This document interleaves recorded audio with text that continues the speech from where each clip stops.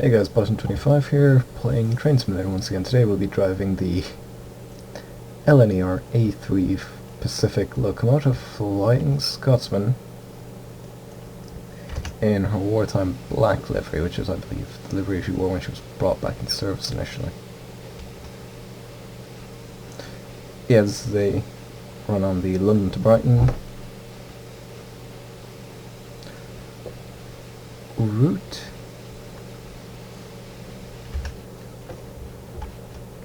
So yes, we're going from London Victoria to Brighton. I will be telling you more about this locomotive as we go, but I will have to keep a close eye on the alerter because that thing goes off quite frequently and it's quite annoying.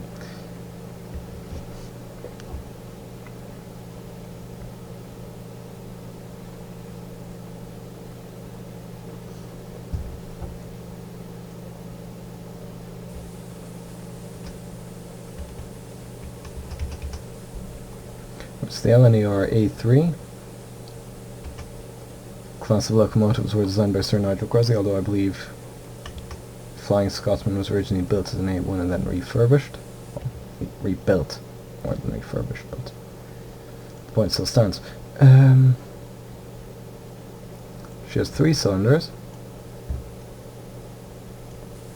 You can't see, they're not modeled on this, but you've got the 2 outside ones and you've got one interior one with the Gresley conjugated valve gear.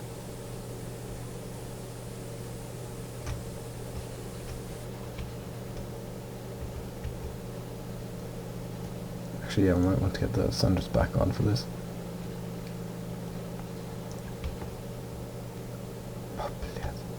Whoops. Slight speeding, oh well. Nice.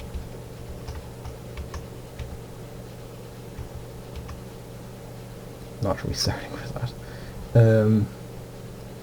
Yes, she was designed by Sir Nigel Gresley. Or the A3's, the point she was named after the London, I believe it was King's Cross, that was the LNER station, to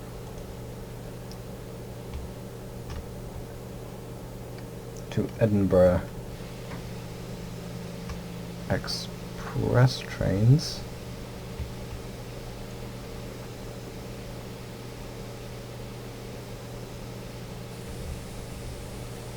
Yeah, it's going to be a steep descent, which is why I've got those brakes on.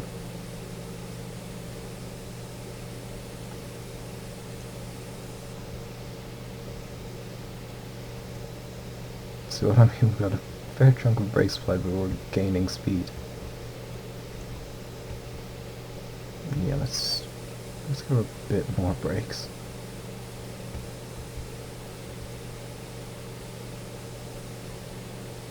If we slam the brakes fully, that will result in wheel slip, which we do not want.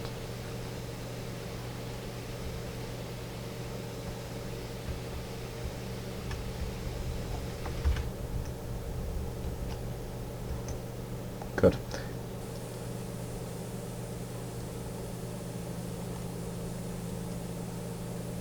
Actually, no, we do want to keep some brakes because the rear of the train is still on slope, and that's just pushing us forwards. Yeah, so she was used on the Flying Scotsman, which was an express train between London and Edinburgh, operated by London North Eastern Railways. Well, she was operated by London North Eastern Railways and later British Rail. She, I believe, was the first mainline preserved steam locomotive.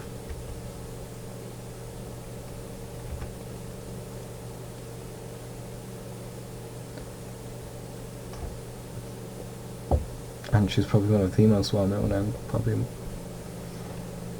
the most famous locomotive in the world. Yeah, we have to climb our way up this 140 gradient, which is quite steep for a locomotive. I've already done that. However, the alerter will still go off, which can be quite annoying.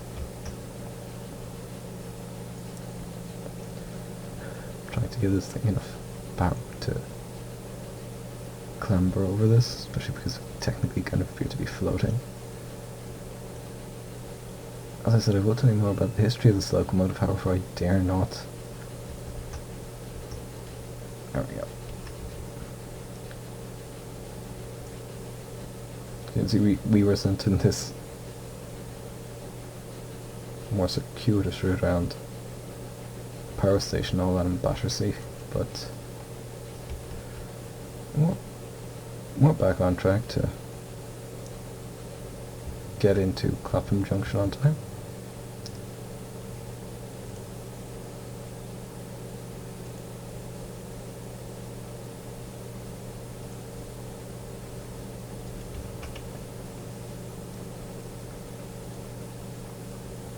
Yeah, I think there's some slight shuffling of the tracks going on now.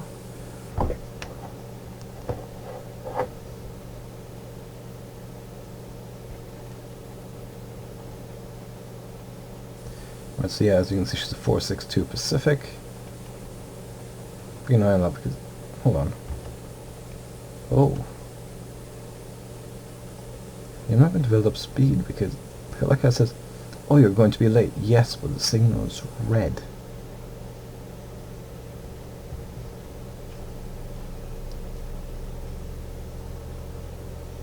This scenario kind of shows the problems faced by modern steam. Oh, you have to keep to the schedule, but...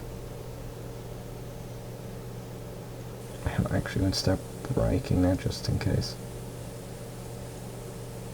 Just... there we go, okay, so that's fine.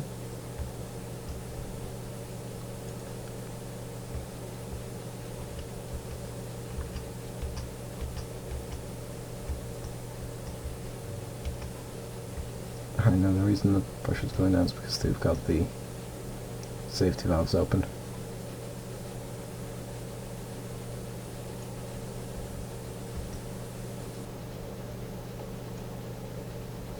This thing was the first locomotive, you know, first one officially confirmed, I believe, to have gone faster than 100 miles per hour. I guess that is debatable, with some people saying it was City of Truro and an American locomotive, I believe, but personally I believe Flying Scotsman was the most likely candidate to have gone faster than 100 miles per hour, because Truro is a 440, I believe. I am doubtful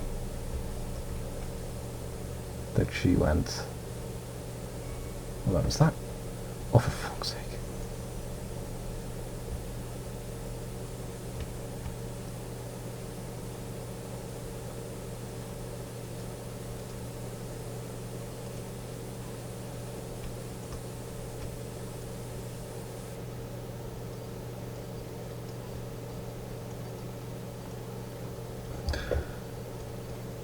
Well, I guess now is as good a time as any to tell you a bit more about her history. Yeah. There we go, now we can pass through.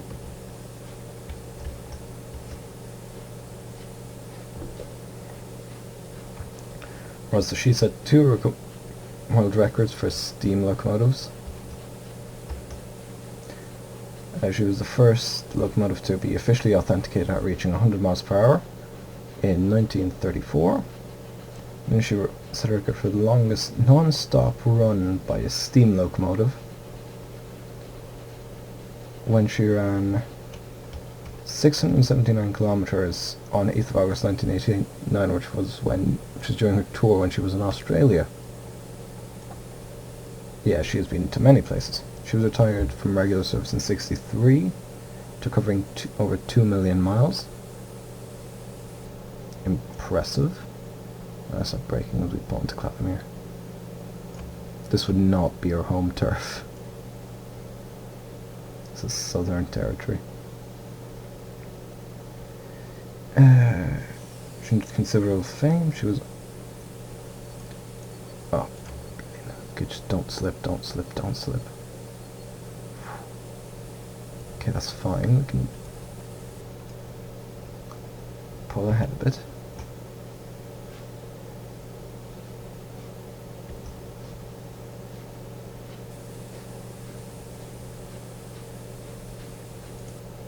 trying to get these last bunch of carriages in line with the platform, as she was under the ownership of Owen Pegler, William McAlpine, Tony Marchington, and is currently under the ownership of the National Railway Museum.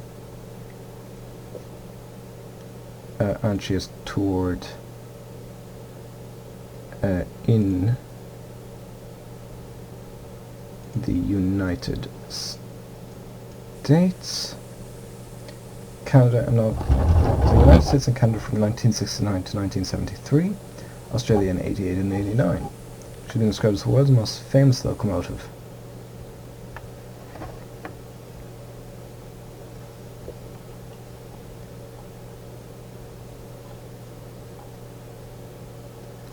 She was originally said to be built by the Great Northern Railway, or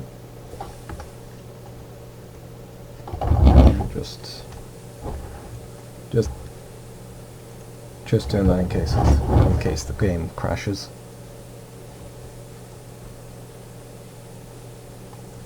So it was apparently built initially for the Great Northern Railways. It was built in A1.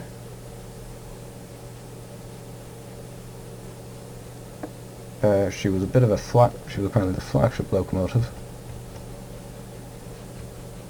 of the London North Eastern Railway.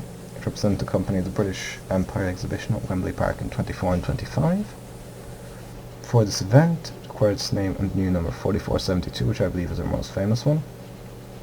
And she was used for promotional purposes, which I believe is just a fancy way of saying advertising.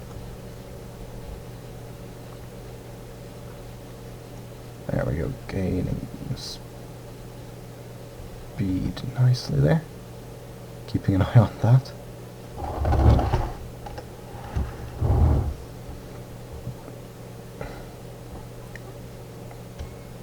Okay, she can run a fair clip, so we should have no problem running at 90 miles per hour later on.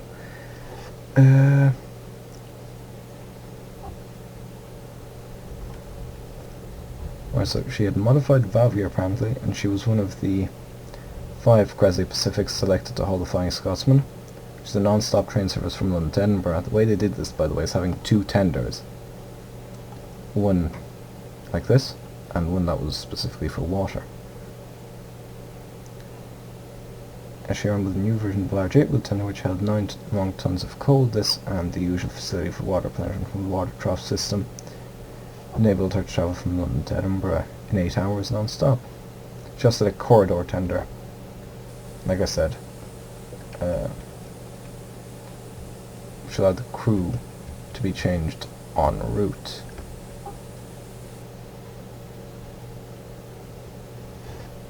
The following year, the locomotive appeared in the film The Flying Scotsman.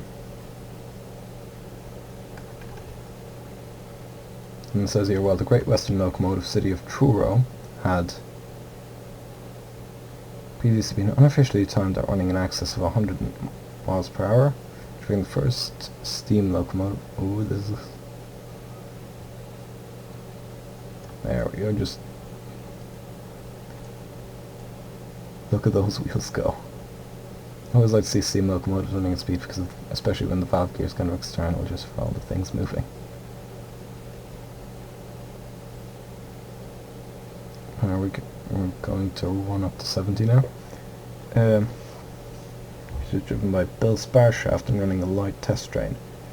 Trying to place a land speed record for rail vehicles, publicity conscious, and the R made much of the fact. I presume it means they use that quite heavily in advertising. She ran with the corridor tender from 28 to 36, after which it was reverted back to its original type, which is, I believe, like the ones seen here. Yeah, that's not a corridor tender.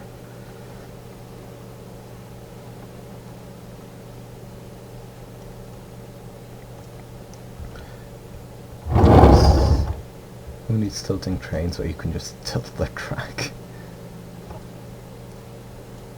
Yeah, I think I can turn that off. There we go. In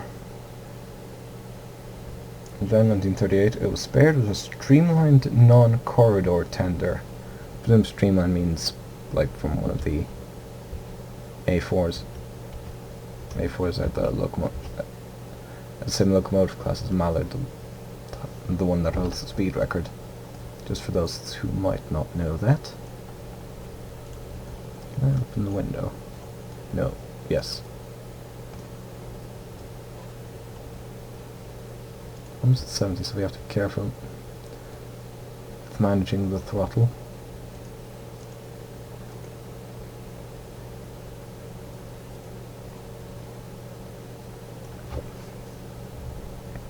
So we'll be stopping in East Croydon.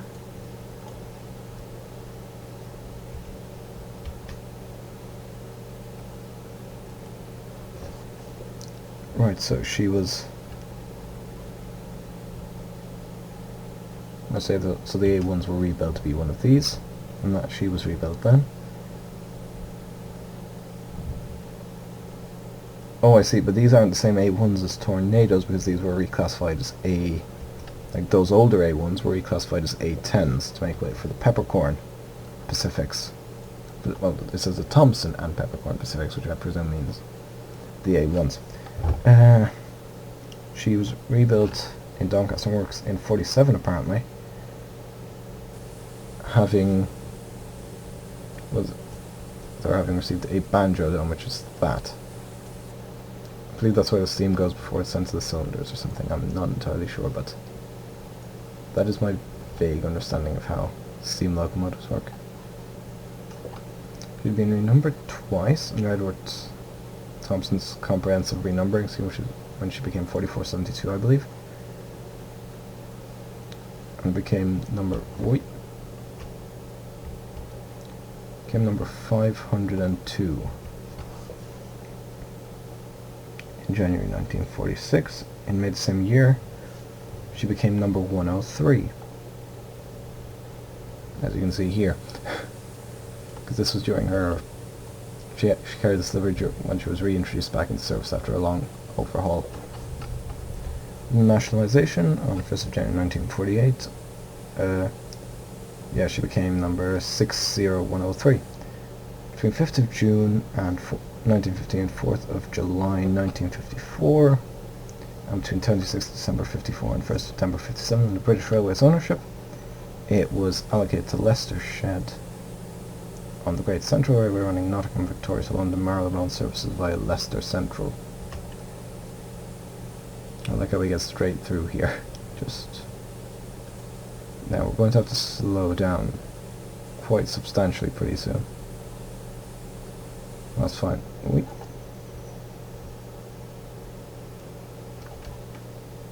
I think that was just a warning about the speed.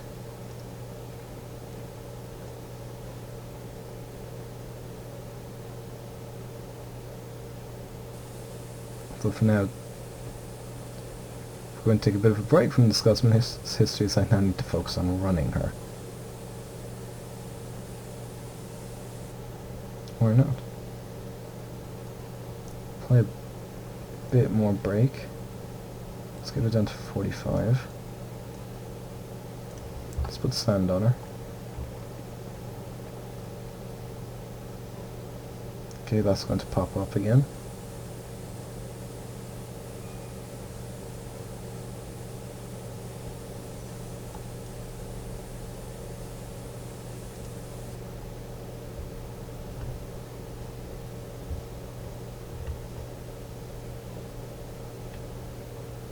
We are still moving at quite a hefty speed. Oh, for fuck's sake. If this leads to wheel slip, I'm going to be extremely annoyed.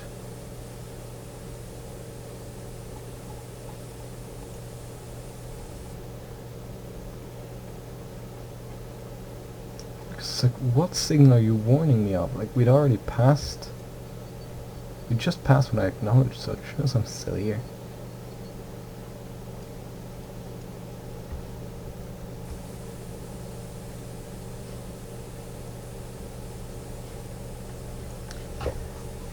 Ah, we can still get in there on time.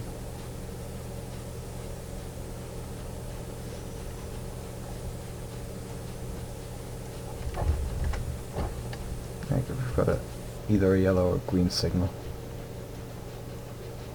See, she can pick up some speed quite quickly early on.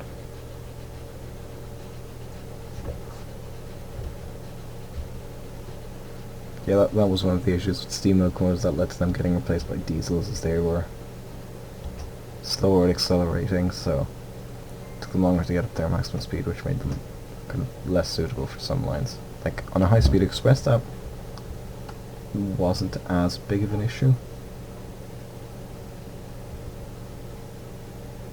because you could afford to run longer. And right now we start to brake.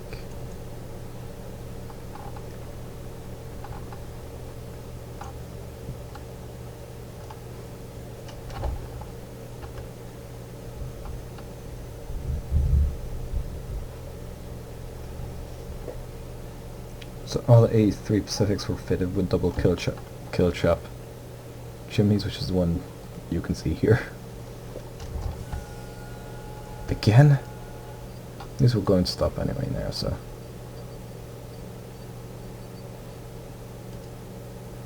Sure, the last car just kind of off, but that's probably a baggage car or something anyway. Yeah, not a big deal. And release the brakes. Right, this caused soft exhaust and smoke drift attempts to obscure the driver's forward vision. The remedy was found in German type smoke deflectors fitted in 1960. These.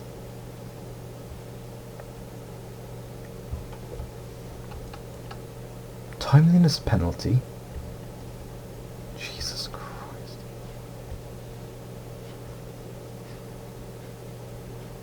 I was barely late in the penalising me. Oh well.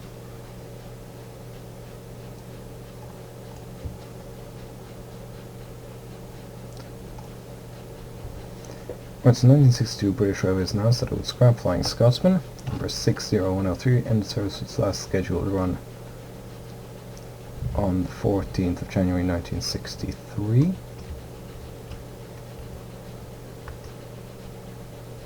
Shortly after previous owner Alan Pegler bought the locomotive. Previously proposed to be saved by a group called Save Our Scotsman, they were unable to raise the required £3,000, which was a lot of money back then, which was the scrap value of the loco. Right, so Alan Pegler, who first saw the locomotive at the British Empire Exhibition 24, in 1961 received £70,000 for its shareholdings in Northern Rubber when it was sold to Pegler's Valves. The company started by his grandfather when Flying Scotsman was due to be scrapped. Pegler stepped in and bought it outright in 1963 with the political support of Prime Minister Harold Wilson. As we're going to run up to 60 miles per hour and then quite possibly up to 90. He spent large amounts of money over the next few months having the locomotive restored in Doncaster Works as closely as possible to its LNER condition. The smoke deflectors were removed, the chimney was replaced by a single chimney, and the tender was replaced by a corridor tender. Pegler then persuaded BR to let him run enthusiast specials. It was at the time the only steam locomotive allowed to do so, not allowed to run on the British main line. It worked a number of rail tours, including a non-stop London-Edinburgh run in 1968, the year steam traction officially ended on British Rail.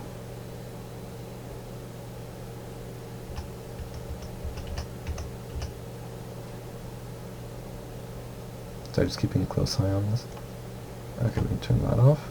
Pop a quick save now. And once again, just in case the game crashes.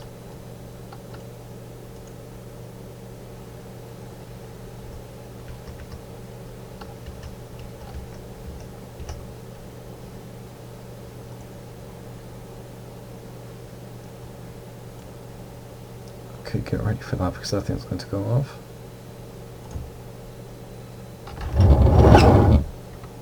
Oh wait, the 20 mile per hour restriction's gone. Okay, good. I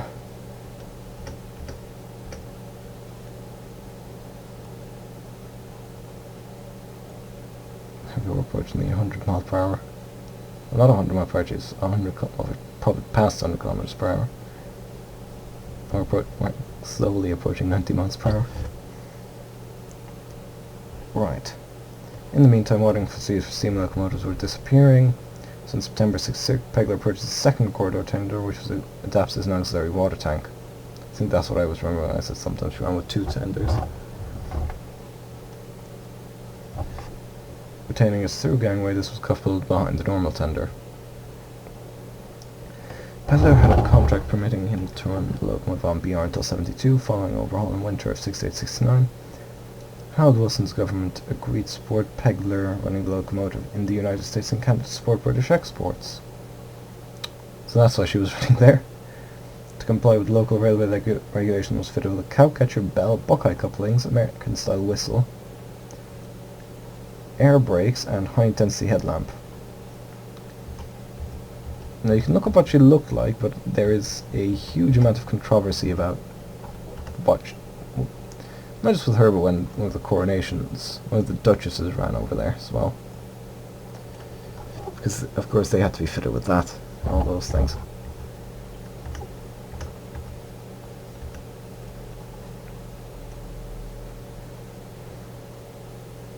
Starting Boston, Massachusetts, to run into immediate problems with some states increasing costs by some states requiring diesel-headed haulage through them, seeing the locomotive as a fire hazard.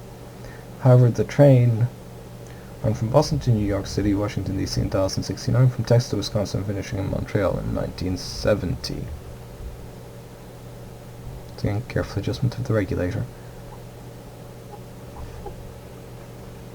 From Toronto to San Francisco in 1971, a total of 15,400 miles. Government financial support for the tour was withdrawn by Edwards Heath's Conservative Party in 1970, but Pegler decided to return for the 1970 season. By the end of that season, tour money had run out and Pegler was £132,000 in debt with the locomotive and started at the US Army Sharp Depot to keep it away from unpaid creditors. Let that sink in. There was a risk of this thing being scrapped, so Alan Pegler's debt would be paid off, which would have been a horrible fate. I think we can all agree on that.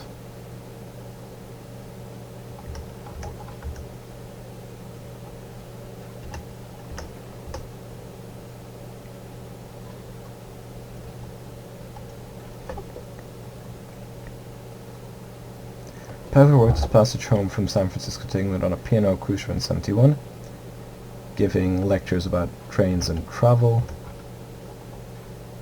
He was declared bankrupt in the High Court in 72. In 66, he also purchased a boiler and cylinder part from a scrap sister engine, like Scotsman sister engine 60041 Salmon Trout. The boiler is housed at the National Railway Museum in New York. It was then purchased by William McAlpine.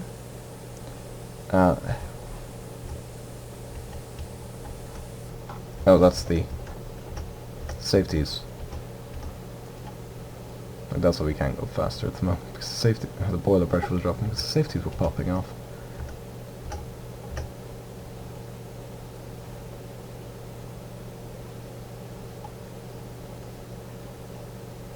We're about to pass through Tunnel 1.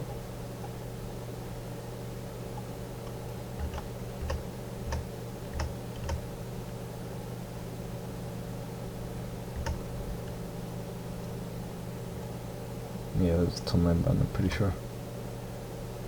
Oh, that's just a bridge. Yeah, no, definitely approaching a tunnel there. We're doing a decent job approaching the 90 mile per hour mark. Now, it's a fierce and hurls for the Indians' future, the speculation being that it might remain in the US or even be broken up. After Alan Bloom made a personal phone call to him in January 73, William McAlpine stepped in, dealt with the attorney, paid creditors and bought the locomotive.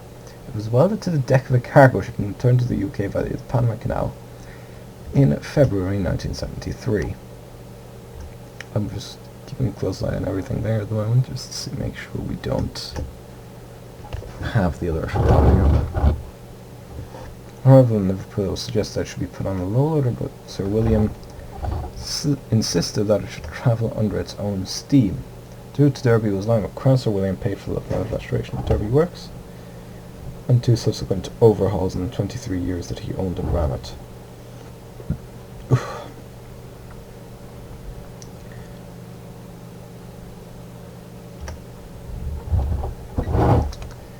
So trial runs took place on the Poynton and Dartmouth Steam Railway, of which Sir William was chairman in summer 1973, after which it was transferred to Steamtown, Carnforth, from where it steamed regular tours.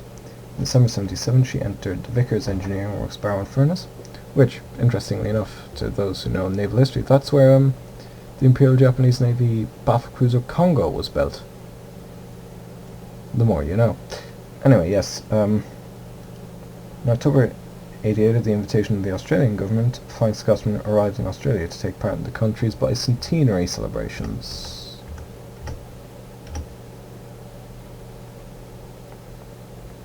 I presume it's the 200th year anniversary.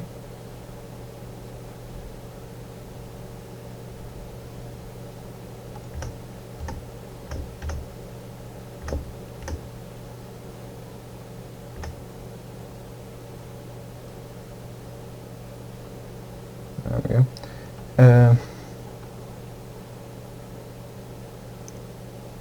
As a central attraction in the Allsteam 88 festival, the event organisers had been interested in having Mallard visit, but it was unavailable due to the 50th anniversary of its own world record run, and 4472 was recommended as its replacement. You know, 4472 Scotsman.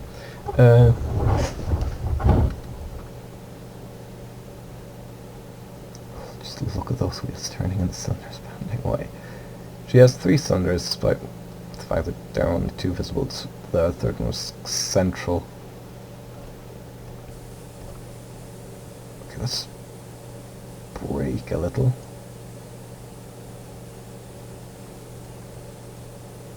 Just so we don't overspeed.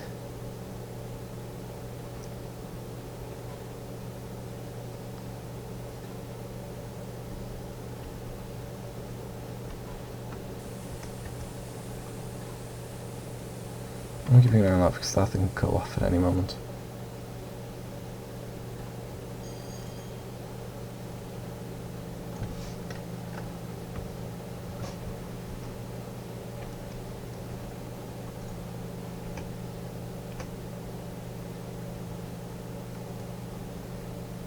And we can start working our way back up to 90. Stop at 3 bridges, and that's where I'll end this video. I'll split into 2 parts just for time's sake.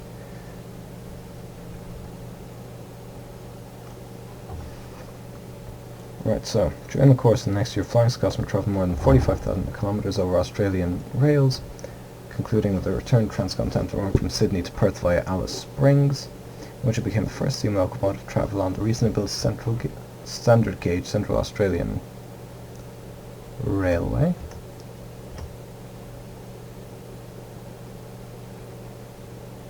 There we go, we're gaining speed slowly, but surely. Other highlights include Flying Scotsman double-heading with New South Wales Government Pacific 3801, a triple parallel run alongside broad-gauge Victorian Railways R-class locomotives, and parallel runs alongside South Australian Railways locomotives 520 and 60621. Its visit saw a reunion with GWR 4873 class Pendennis Castle, which had been exhibited alongside Flying Scotsman in the 1924 British Empire exhibition. 8th of August 1889, Flying Scotsman set another record en route to Alice Springs from Melbourne, travelling 679 kilometres from Parks to Broken Hill non-stop, the longest run by steam locomotive ever recorded. Right, so I am keeping an eye on this, just careful management of everything. So we should arrive there ahead of schedule, which is good.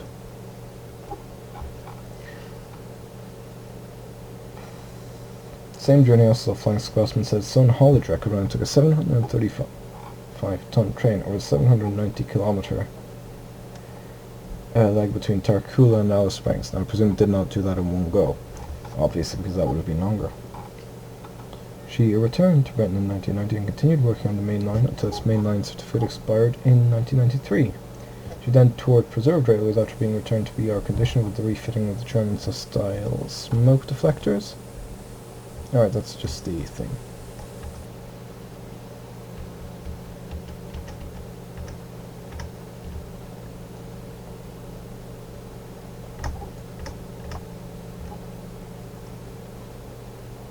There we go.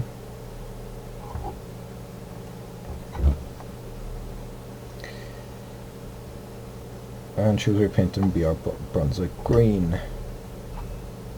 So I believe the same livery that Union of South Africa is wearing at the moment.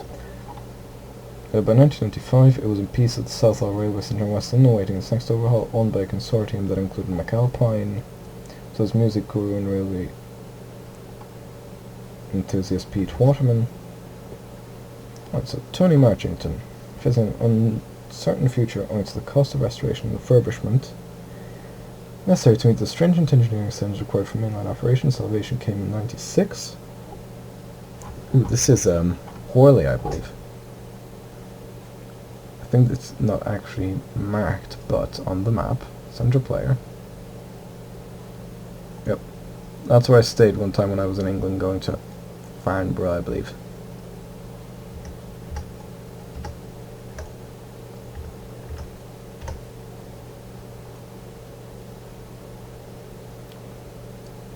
Good.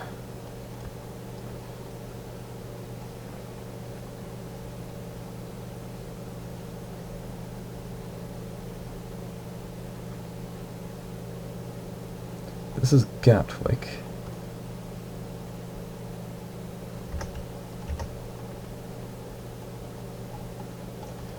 Going through, wonder if there's any aircraft nearby. There are some that fly over occasionally in this. Or maybe not, who knows.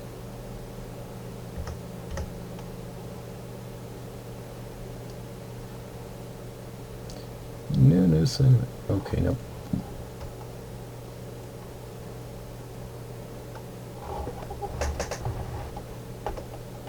Well, that means the next signal is arrival. We have to keep an eye on it. So Salvation came in '96 when Dr. Tony Marchington, already well known in the Winton movement, bought the locomotive and had it restored over 3 years to running condition at a cost of £1 million. Restoration, which at the time was recognised as the most extensive in the locomotive's history. Okay, that's 3 bridges, so I'll actually close the regulator and we'll coast our way in.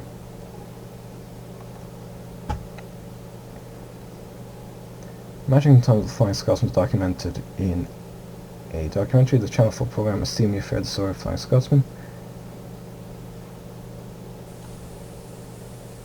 This time around, for initially a short period, it still retained the double chimney, but without the German smoke deflectors, and it was repainted in the LNER livery.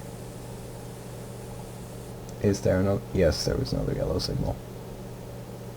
Double yellow, or whatever the technical term for it is.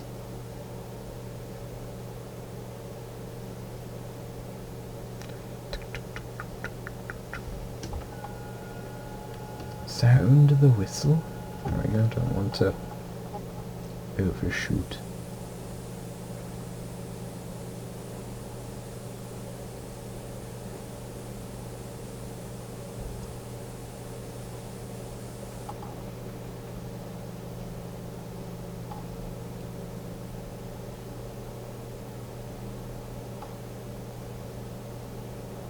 So that thing's going to go off again, I know it.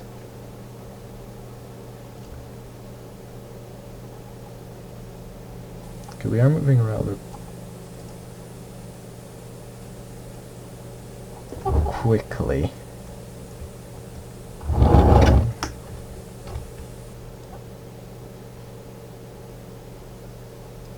It's fine.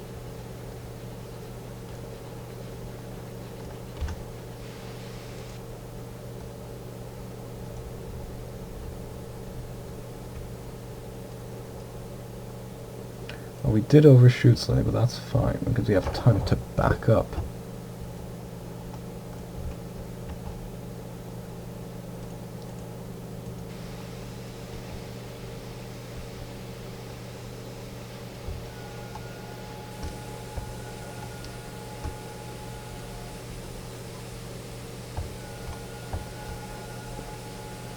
There it is. So like where the whistle was located in this thing.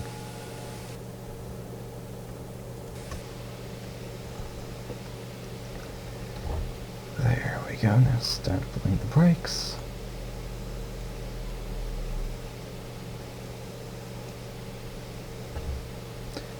So yes, that was part 1 of the Flying Scotsman from London Victoria to Brighton. I'm Bosman25, we'll see you in the next one. next part of this video.